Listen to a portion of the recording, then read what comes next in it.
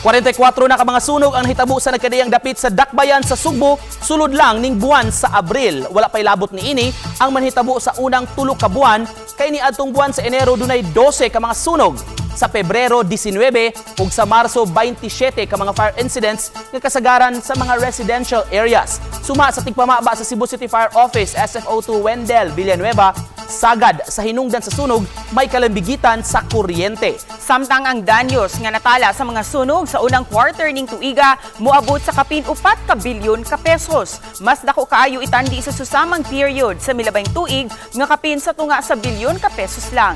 Giulagway kini sa Cebu City Fire Office nga alarming dungan sa pag-awhag sa mga tao nga magmatngon aron malikay sa sunog. Sa pikas bahin nagpasalamat ang Cebu City Fire Office sa pag-ila sa mayor sa katakos sa mga bumbero bisan pa man sa limitadong kahimanan. If the damage is 60 million up na mo na ang ato ang national headquarters.